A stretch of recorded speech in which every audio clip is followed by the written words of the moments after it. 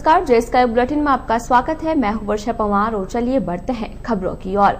पंचायत समिति चुनावों में स्पष्ट बहुमत होने के बाद भी भारतीय जनता पार्टी ने जवाजा में प्रधान पद के चुनावों में मुंह की खाई है।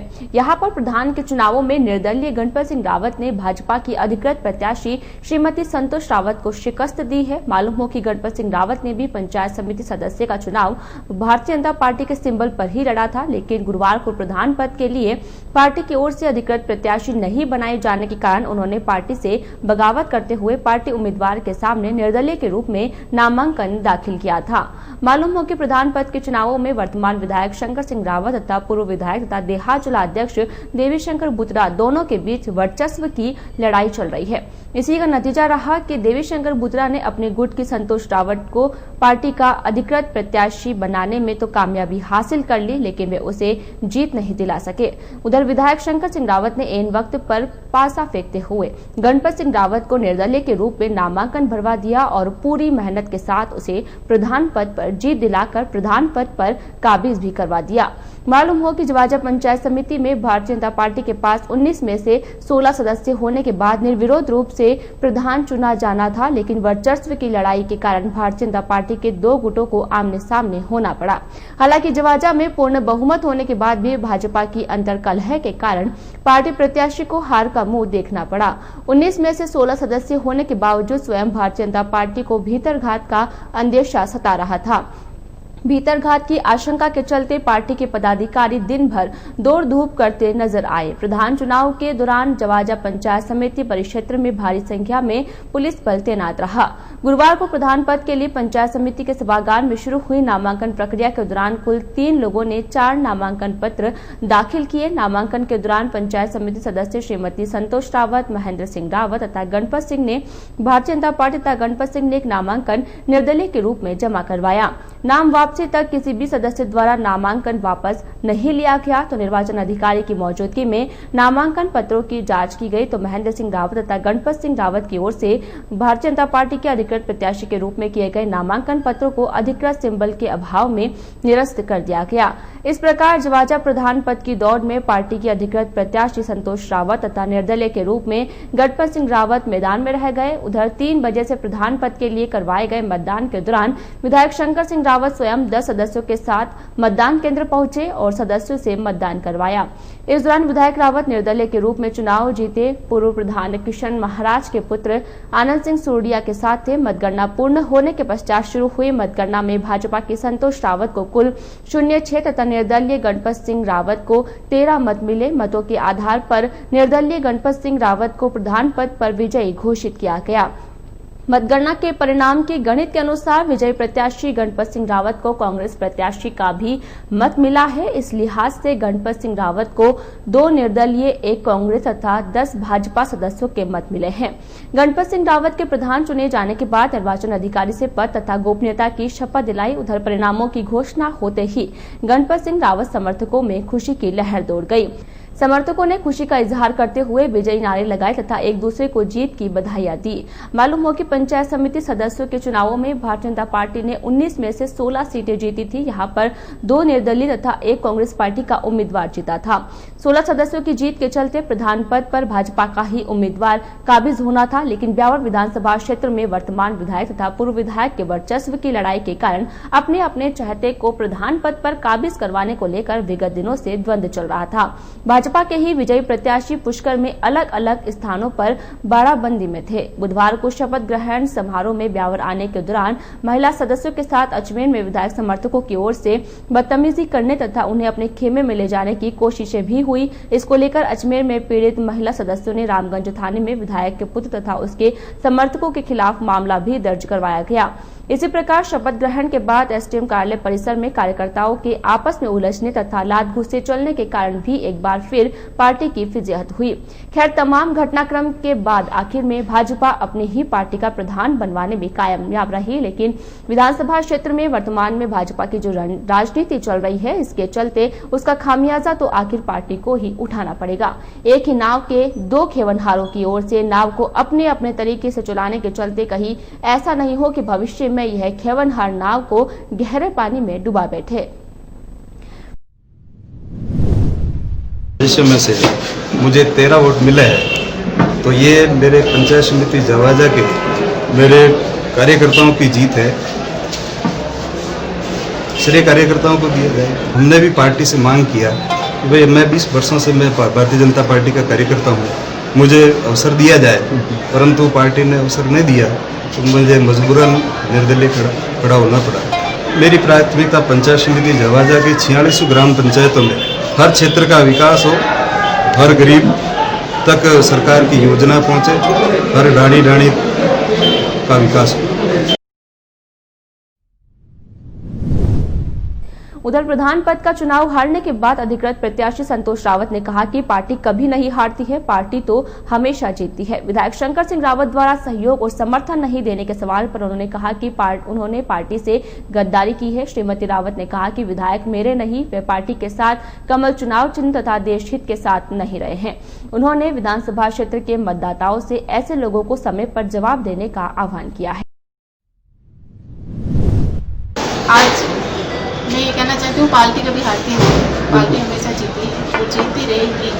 जो पार्टी के साथ गद्दार हैं, उन्होंने जो गद्दारी की है, ऐसे लोगों के मुंह पे पार्टी ने एक तमाचा मारा। चाहे वो निर्दलीय जीता, पर निर्दलीय ही होता है, पार्टी पार्टी ही होती है। मैं भारतीय जनता पार्टी की सदस्य हूँ, मैं भारतीय जनता पार्टी की कार्यकर्ता हूँ, मुझे गर्व है, मैं उसके लिए लड़ूंगी और लड़ती रहूँगी। उनके साथ नहीं रहेंगे। मैं पार्टी की कैंडिडेट हूँ, वो पार्टी के साथ नहीं रहे, कमल के फूल के साथ नहीं रहे, मोदी जी के साथ नहीं रहे, राष्ट्रहित के साथ नहीं रहे। यही निवेदन करना चाहती हूँ कि ऐसे लोगों पे विश्वास न करें जो पार्टी का साथ नहीं देते हैं। आप कमल का फूल देख के जिताते हैं और वो लोग पार्टी के साथ कमल के फूल के साथ गद्दारी कर लेते हैं। तो मेरा तो आपसे यही निवेदन है, जब भी आप पार्टी कैंडिडेट को चुने तो उसको एक पूरे सच्चे देशभक्त के हित में और एक पार्टी के सच्चा कार्यकर्ता। शहर में कोरोना संक्रमण से बचाव तथा आमजन में जागरूकता को लेकर गुरुवार को नगर परिषद प्रशासन और उपखंड प्रशासन की ओर से शहरी क्षेत्र में कोरोना जागरूकता अभियान के तहत जागरूकता रैली निकाली गई। उपखंड अधिकारी के निर्देश पर गुरुवार को चांगेट, पाली बाजार तथा आसपास के क्षेत्रों में समझाइश के साथ साथ कार्यवाही की गई। इस दौरान परिषद कर्मचारियों ने माइक के माध्यम से कोरोना संक्रमण से बचने के लिए कोरोना गाइडलाइन की पालना करते हुए साथ साथ हमेशा अपने मुंह पर मास्क लगाने का आह्वान किया। इस दौरान कर्मचारियों ने गाइडलाइन उल्लंघन पर गांधीवादी तरीके से समझाइश की और नहीं मानने पर चालान बनाते हुए जुर्माना राशि भी वसूल की। कोविड प्रभारी शलभ टंडन ने बताया कि कैंपेन के दौरान कोरोना गाइडलाइन उल्लंघन करने वालों के चालान बनाते हुए भविष्य में ऐसी गलती नहीं करने की हिदायत दी गई। इस दौरान कोविड सह प्रभारी कल्याण सोनल ने माइक के माध्यम से कोरोना गाइडलाइन की पालना की अपील की। कार्यवाही में नगर परिषद ब्यावर से स्वास्थ्य निरीक्षक हरिराम लखन, पुलिसकर्मी, जमादार तथा सफाई कर्मचारी शामिल थे। शहर में अमृत योजना के तहत डाली गई सीवरेज लाइन के चैम्बर अब धीरे धीरे आमजन के लिए परेशानियों का कारण बनते जा रहे हैं। नियमित साफ सफाई के अभाव में अब सीवरेज लाइन का पानी ओवरफ्लो होकर सड़कों पर बहने लगा है, जिसके कारण शहरवासियों का मारे बदबू के हाल बेहाल है। शिकायतों के बाद भी नगर परिषद सीवरेज कंपनी के कर्मचारी इस ओर ध्यान नहीं दे रहे हैं। हालात ये है कि शहर के जनप्रतिनिधियों की शिकायतों को भी अनदेखा किया जा रहा है। शहर के वार्ड संख्या 27 में डाली गई सीवरेज की मुख्य लाइन से घरों के कनेक्शन कर दिए गए, लेकिन तकनीकी खामियों के चलते पानी पूर्ण रूप से मुख्य पाइपलाइन में फ्लो नहीं हो रहा है, जिसके कारण घरों के बाहर बने चैम्बरों से पानी ओवरफ्लो होकर सड़कों पर बहने लगता है, जिसके कारण आसपास के क्षेत्रों में गंदे पानी के कारण दुर्गंध फैल जाती है। क्षेत्रवासियों का आरोप है कि इस बाबत नगर परिषद प्रशासन तथा स्थानीय पार्षद को भी अवगत कराया गया, लेकिन अब तक इस ओर ध्यान नहीं दिया गया है। इस संदर्भ में स्थानीय पार्षद घनश्याम फुलवारी ने बताया कि क्षेत्रवासियों की समस्या से सीवरेज कंपनी के अधिकारी तथा नगर परिषद प्रशासन को अवगत करा दिया गया है। नगर परिषद आयुक्त ने शीघ्र ही इस समस्या के समाधान का आश्वासन दिया है। फुलवारी ने बताया कि यह समस्या केवल वार्ड 27 की ही नहीं वरन पूरे शहर की है। नगर परिषद में साहब एप्लीकेशन देके आ गए और ये सीवर लाइन का काम है, ये 6 महीने से कनेक्शन हो रहे हैं, लेकिन क्या है ये गंदगी साहब ये खत्म ही नहीं हो रही है। मैंने कहा कि भाई तुरंत से तुरंत, अभी क्या कोरोना काल भी चल रहा है, संक्रमण ज़्यादा फैले और आस पड़ोस वाले के सभी की दिक्कत हो रही है और रोड पे बह रहा है और मेरे घर के सामने बहुत गंदगी हो रही है, गंदगी है। तो मैं तो क्या कि साहब अपने नगर परिषद में बोल दिया और आपके जो ये सीवर लाइन वालों को उनको भी जाके एप्लीकेशन दे दी साहब। ये सीवरेज लाइन बनने के बाद पानी की समस्या बहुत हो गई, पानी बाद जाम होता है और नया सफाई करने वाला आ रहा है सीवरेज वाला और 500-500 रुपये दे के हमको सफाई करानी पड़ती है। ऐसी हालत कर रखी है और इतना कचरा फंस जाता है, कोई काम नहीं करता है। बड़ी तकलीफ आ रही है हमारे मोहल्ले में, हमारी गली में। पानी कितना भरा रहता है चारों तरफ, जीव जंतु मच्छर भी। और फिर कोरोना चल रहा है, कोरोना के मार्फत से अगर बीमारी ज्यादा बड़ी तो इलाज कौन कराएगा? पार्षद को किया हमने, पार्षद को 2-3 बार कहा था पार्षद को हमने, कहो प्रसाद को लिख के देंगे हम। तो सीवरेज की समस्या को लेकर वार्ड 27 से जो समस्या है उसे मैंने आयुक्त साहब से अवगत कराया हुआ है और सीवरेज के अधिकारी चिराग जी गोयल साहब से भी मैंने इस विषय से अवगत कराया है। मैंने लिखित में और मौखिक रूप से दोनों रूप से शिकायत दी हुई है। उन्होंने मुझे आश्वस्त किया था कि जल्द से जल्द समस्या का समाधान होगा, लेकिन सीवरेज वालों के कान में जू तक नहीं रहेंगे। वार्ड 27 ही नहीं, अपितु जहाँ सीवरेज वालों ने अपनी 60 ही वार्डों में जहाँ सीवरेज लाइन बिछाई गई है, कहीं ना कहीं किसी न किसी रूप में सीवरेज को लेकर आमजन परेशान है। मैं आप प्रशासन मीडिया के माध्यम से मैं आयुक्त साहब और चिराग जी गोयल और सीवरेज के समस्त अधिकारियों से अवगत कराना चाहता हूं कि सीवरेज को लेकर जल्द से जल्द समस्या का समाधान किया जाए। कोरोना का संकट बढ़ रहा है, लेकिन गाइडलाइन की पालना नहीं हो पा रही है। ऐसी स्थिति आधार कार्ड बनाने वालों की कतार लग रही है। आधार कार्ड अपडेट करवाने के लिए खासी कतार लग रही है। आधार कार्ड को लेकर सुबह ठिठुरते हुए पहुंच रहे हैं। इसके बावजूद कई लोगों को आधार अपडेट नहीं हो पाता है, उन्हें वापस निराश होकर लौटना पड़ रहा है। लोगों को सही जानकारी नहीं हो पाने के कारण भी परेशानी का सामना करना पड़ रहा है। शहर में मुख्य डाकघर व बैंकों में आधार अपडेट करवाने की व्यवस्था कर रखी है। इसके लिए डाकघर में बाहर सूचना लगी होने के कारण अधिकांश लोग वहां पर पहुंच रहे हैं, जबकि बैंकों में सही जानकारी नहीं मिल पाने एवं बाहर जानकारी नहीं लगी होने के कारण लोग पहुंच ही नहीं रहे हैं। इससे लोगों को खासी परेशानी का सामना करना पड़ रहा है। इसके बावजूद प्रशासन इस ओर ध्यान नहीं दिया जा रहा है। मालूम हो कि देखरेख नहीं होने से मनमानी बढ़ रही है। आधार कार्ड बनाने के लिए लोगों को खासी परेशानी हो रही है। प्रशासन की ओर से इस पर देखरेख नहीं हो पाने के कारण लोगों को सहूलियत नहीं मिल पा रही है।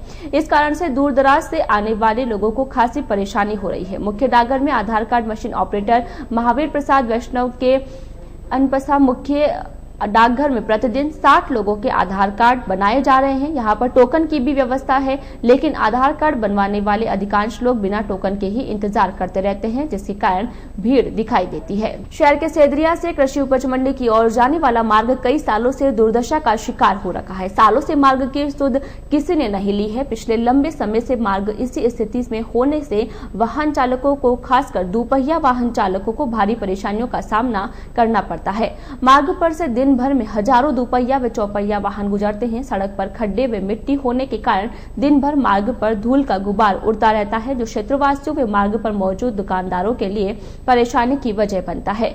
बारिश के दौरान तो मार्ग पर जल भराव की स्थिति भी पैदा हो जाती है। क्षेत्रवासियों ने अपनी इस समस्या को लेकर कई जिम्मेदार अधिकारियों से संपर्क किया, परंतु समस्या का समाधान आज तक नहीं हो पाया है, जिसका खामियाजा क्षेत्रवासियों व यहाँ से गुजरने वाले वाहन चालकों को भुगतना पड़ता है। क्षतिग्रस्त मार्ग के चलते कई बार वाहन चालक दुर्घटना के शिकार भी हो जाते हैं। बारिश के दौरान मार्ग पर 2-2 फीट पानी तक भर जाता है, जिससे दोपहिया वाहनों को मार्ग से निकलना तक मुश्किल हो जाता है। कृषि मंडी परिसर के समीप से निकलने वाला यह मार्ग आवागमन के लिए मुख्य रूप से काम में लिया जाता है। यह मार्ग सेदरिया, विजयनगर रोड व उदयपुर रोड बाईपास को जोड़ने वाला प्रमुख मार्ग है। सड़क पर दिन भर दोपहिया व चौपहिया वाहनों की रेलम पेड़ लगी रहती है। क्षतिग्रस्त सड़क से हादसे की आशंका बनी रहती है।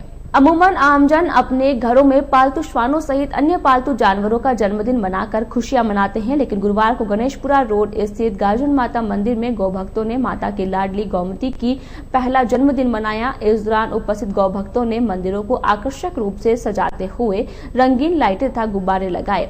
गौमती के जन्मदिन के मौके पर गौभक्तों ने केक काटकर गौमती को तिलक किया तथा खुशी का इजहार करते हुए एक दूसरे को केक खिलाया। लाडली गोमती को भी केक खिलाया गया। जन्मदिन के अवसर पर लाडली गोमती को भी सजाया गया। जन्मदिन कार्यक्रम के दौरान वंदे गौ माता मित्र मंडल के सदस्यों ने मुख्य अतिथि के रूप में शिरकत की। इस मौके पर हितेंद्र परमार, माजिसा, हनुमान सिंह परिहार, विक्रम सिंह चौहान, पबसा, कृष्णा सिंह परिहार एवं समस्त परिहार परिवार के सदस्य उपस्थित थे। अज्ञात चोरों ने शहर की कुमावत कॉलोनी के 2 सुने मकानों को निशाना बनाते हुए चोरी की वारदात को अंजाम दिया। इस दौरान चोरों ने दोनों मकानों से नकदी, आभूषण तथा कपड़े चुरा लिए। बताया जा रहा है कि दोनों परिवार परिवार शहर से बाहर शादी समारोह में शिरकत करने गए हुए थे। इसी का फायदा उठाते हुए चोरों ने चोरी की वारदात को अंजाम दिया। चोरी की घटना की सूचना मकान मालिकों को पड़ोसियों से मिली। सूचना के बाद गुरुवार को ब्यावर पहुंचे पीड़ितों ने सिटी थाना पुलिस को लिखित में शिकायत दी। शिकायत के बाद पुलिस ने मौके पर पहुंचकर मौका निरीक्षण किया। जानकारी के अनुसार कुमावत कॉलोनी गली संख्या 4 निवासी भरत जोशी ने सिटी थाना पुलिस को दी शिकायत में बताया कि अज्ञात चोरों ने उसके मकान का ताला तोड़कर भीतर प्रवेश किया और घर में रखी 25,000 की नकदी तथा आधा किलो चांदी तथा कुछ सोने के आभूषण व 8-10 जोड़ी नए कपड़े भी चुरा लिए। इसी प्रकार कुमावत कॉलोनी गली संख्या 2 निवासी विनोद जोशी के मकान में घुसे अज्ञात चोरों ने भी 30,000 रुपए की नकदी, 500 ग्राम चांदी के गहने, 3 जोड़ी सोने की कान की झुमकियां तथा चांदी के 9 सिक्के चुरा ले गए। गांव जो कि नसीराबाद देवली से आगे है। मैं, मेरे हस्बैंड, मेरे बच्चे शादी में गए हुए थे। मेरे आस पड़ोसी ने फोन करके मुझे बताया कि मेरे घर पे ताले वगैरह टूटे हुए हैं, लाइटें जली हुई है और चोरी हो चुकी है। हम ये खबर सुनते ही वहाँ से चले 9 बजे और अभी जस्ट आते हमने देखा हमारा सामान जो चोरी हुआ, जिसमें हमने रिपोर्ट करवाई है। क्या क्या ले गए आपके? मेरे देखो 1.5 तोले तो सोने के कान के थे और मेरे बच्चों के 200 ग्राम की चांदी के पैरों के कड़े थे और 25,000 केस अलग था और 10 रुपए की 25 रुपए की गड्डी अलग थी मेरी और एक चांदी का 250 ग्राम का कंधरा था मेरा और कुछ कपड़े वगैरह भी ले गए। हमारा जो आधा तोला 1 तोला तो सोना था और आधा किलो चांदी थी, 30,000 रुपये रोकड़ थे और वो सब पीछे से पार हो गया। और हमारे पड़ोसी का सुबह 6 बजे फ़ोन आया हमको कि भाभी जी आपके घर में चोरी हो गई है। तब हम वहाँ से निकले और 10 बजे यहाँ पे पहुँचे। आगे आके देखते हैं तो अलमारी टूटी हुई थी और नीचे का जो लॉकर था वो भी टूटा हुआ था और सब सामान गायब था, कपड़े सब बिखरे पड़े हुए थे। और फिर बाद में इन्होंने पुलिस को बुलाया, पुलिस आके देख के गई। जवाजा पंचायत समिति क्षेत्र के बाड़िया भाऊ निवासी एक सेवानिवृत्त फौजी के साथ बैंक खाते से 2,23,000 रुपए की ऑनलाइन ठगी का मामला सामने आया है। ठगी के शिकार पीड़ित फौजी ने इस संबंध में जवाजा थाना पुलिस को लिखित शिकायत दी है। बताया जा रहा है कि सेवानिवृत्त फौजी के खाते से जुलाई माह से लेकर नवंबर माह तक कुल 23 बार के ट्रांजैक्शन से 2,23,000 रुपए की ऑनलाइन ठगी हुई है। पीड़ित सेवानिवृत्त फौजी खेत सिंह पुत्र सुजान सिंह ने बताया कि बैंक ऑफ बड़ौदा की जवाजा शाखा में उसका खाता है। खेत सिंह ने बताया कि के बैंक खाते से माह जुलाई से लेकर नवंबर माह तक 23 बार के लेन देन से कुल 2,23,000 रुपए की ठगी हुई है। उन्होंने बताया कि इस 23 बार के लेन देन में कभी 9,000, कभी 10,000 की नकदी तो कभी ऑनलाइन खरीदी भी की गई है। खेत सिंह ने बताया कि मैसेज की सुविधा नहीं होने के कारण उन्हें इस बारे में कोई जानकारी नहीं हुई। अभी 3-4 दिन पूर्व में बैंक में लेन देन के लिए गया था। इस दौरान जानकारी मिली कि खाते से अब तक 2,23,000 रुपए की निकासी हो चुकी है। जानकारी के बाद सेवानिवृत्त फौजी ने इस संबंध में जवाजा थाना पुलिस में अज्ञात ठग के खिलाफ शिकायत दी है। 2,23,000 रुपये निकाल ली बड़ौदा बैंक से। ये 7वां महीना की 1 तारीख से लगा के 11वां महीना 25 तारीख से। पेटीएम बोलते पेटीएम क्या बीमारी है वो 23 बार निकाला है। 9,099, 9,099, कोई 5,000, कभी उसने ऑनलाइन फिर बड़ौदा से सामान भी मंगाया है और वो ये ऑनलाइन क्या बोलते हैं उसके। डाक विभाग की ओर से अब अंतर्राष्ट्रीय पार्सल सेवा की भी शुरुआत की गई है, जिसके तहत 10 देशों में पार्सल भेजने की सुविधा मिलेगी, जिसकी लागत सामान्य कोरियर सर्विस से कई ज्यादा कम आएगी। साथ ही माल को समय पर एवं पूर्ण सुरक्षा के साथ भेजा जाएगा। इसके लिए ब्यावर प्रधान कार्यालय में भी बुकिंग करवाई जा सकती है। मंडल अधीक्षक VS जैन के अनुसार विभाग की ओर से शुरू की गई विदेशी पार्सल कोरियर सर्विस के तहत 10 देशों को चिन्हित किया गया है, जिसके तहत 30 किलो वजनी तक के पार्सल विदेश भेजे जा सकेंगे, जिसकी लागत निजी कोरियर सर्विस से कई ज्यादा कम आएगी। सरकार की ओर से 250 ग्राम तथा उसके बाद 250 ग्राम वजन के अनुसार दरें निर्धारित की गई है। भारतीय डाक विभाग Australia, Canada, China People's Republic, Great Britain, Hong Kong, Japan, Korea, Russia, United Arab Emirates, संयुक्त राज्य अमेरिका के लिए पार्सल सेवा उपलब्ध कराएगा। जैन ने बताया कि विभाग की ओर से ऑस्ट्रेलिया के लिए 975 रुपए, कनाडा के लिए 1,180 रुपए 250 ग्राम तथा उसके बाद 160 रुपए प्रति 250 ग्राम की दरें निर्धारित है, जबकि चाइना के लिए 680 तथा 110 रुपए प्रति 250 ग्राम तथा ग्रेट ब्रिटेन के लिए 1570 तथा 90 रुपए प्रति 250 ग्राम का शुल्क लिया जाएगा। इसी प्रकार 250 ग्राम तक के पार्सल पर हांगकांग मर्चेंट में 1500 रुपए, डॉक्यूमेंट में 1140, जापान के लिए मर्चेंट के 800 तथा डॉक्यूमेंट के लिए 700, कोरिया के लिए 1500 रुपए तथा उसके बाद 50 रुपए प्रति 250 ग्राम की दर विभाग की ओर से निर्धारित की गई है।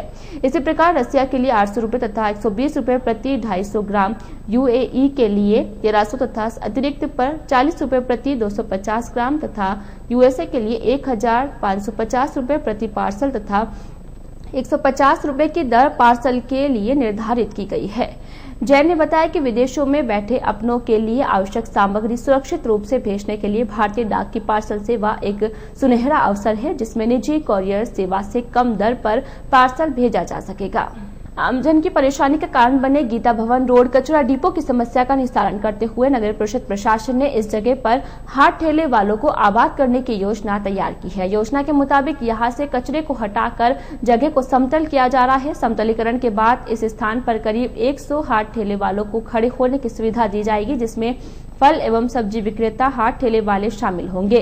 जानकारी के अनुसार गीता भवन रोड स्थित कचरा डिपो से होने वाली समस्या को लेकर विगत लंबे समय से क्षेत्रवासियों तथा शहरवासियों की ओर से आंदोलन किए जा रहे थे। क्षेत्रवासियों ने कई बार स्थानीय जनप्रतिनिधियों के साथ नगर परिषद प्रशासन से उक्त कचरा डिपो को हटवाने की मांग की। क्षेत्रवासियों को मांग को देखते हुए विगत दिनों सभापति नरेश कनौजिया ने यहां पहुंचे तथा अवलोकन किया। इसके बाद समस्या के समाधान के लिए परिषद प्रशासन ने एक कार्य योजना तैयार कर कचरा डिपो से कचरे को हटाकर स्थान को समतल कर हाट ठेले वालों को यहां पर आबाद करने की ठानी है। उधर प्रशासन की ओर से जगह को समतल करवाया जा रहा है, लेकिन इस दौरान आसपास के लोग वहीं पर ही कचरा डाल रहे हैं, जिसके कारण कचरा फैलता हुआ सड़क पर आ रहा है। उधर नगर परिषद प्रशासन कचरे की समस्या का समाधान करने के लिए कचरा डिपो के चारों ओर 4 दीवारी बनवाने का काम भी शुरू कर रहा है, ताकि इसका स्थायी समाधान हो सके।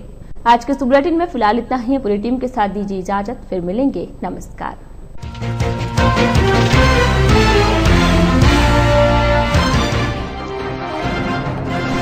जवाजा में भारतीय जनता पार्टी ने मुंह की खाई, बहुमत के बावजूद निर्दलीय गणपत सिंह रावत बने प्रधान।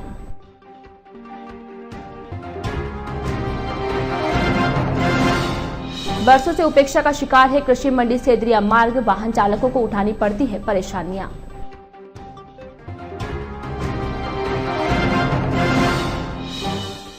गाजर माता की लाडली गोमती का बनाया जन्मदिन, केक काटकर गौ भक्तों ने मनाई खुशियां।